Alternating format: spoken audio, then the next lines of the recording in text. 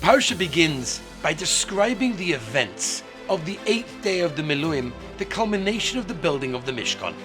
On this day, the Shekhinah descended, demonstrating to Klal Yisrael that the sin of the Egel was forgiven. The Parsha begins with the word Vayehi. The Ohr HaChaim HaKadosh tells us that this word is an expression of pain.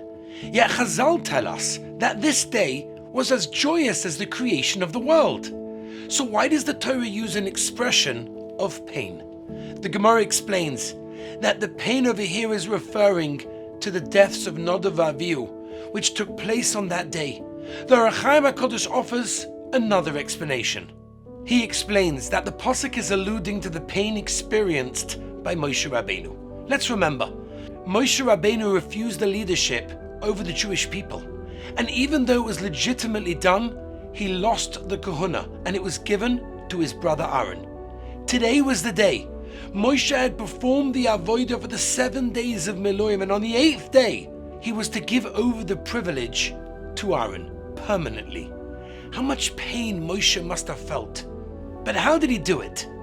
We know what it's like to be asked to do something we really don't want to do.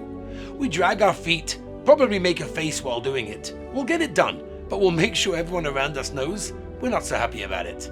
The pasuk tells us how Moshe Rabbeinu did this most difficult task he was asked to do. It was on the 8th day, bright and early in the morning. He was ready and eager to perform his task. It may have been difficult, but he knew he had to do it. So he did it with the greatest enthusiasm. A Talmud once walked over to Rabbi Yaakov Kamenetsky Zatzal on a walk. They were in a hurry, and Rabbi Yaakov was already late for an important appointment. He started his question to Rabbi Yaakov, rambling on. It was clear the Rav was in a rush. He had every reason to cut it short, but he stopped, and he listened intently as if he had nowhere else to be. After a few minutes, they were back on their way. The Talmud walking with Rabbi Yaakov couldn't help but ask, Rebbe, you're in such a rush. Why didn't you just answer quickly and go on? Rabbi Yaakov replied, if I answer him like I'm rushing, he'll get the feeling he's in the way, and no one should ever feel like this. We're all guilty of this at some point. I know I am. We're busy. We don't always do the things we need to do with full enthusiasm. No. After Pesach, perhaps we need this message even more. The excitement for Seder, the bracha on the matzah, it was real. But that's only because it comes along once a year. Now we're going back to our regular lives and schedule. We need to learn from Moshe Rabbeinu in this week's Parsha.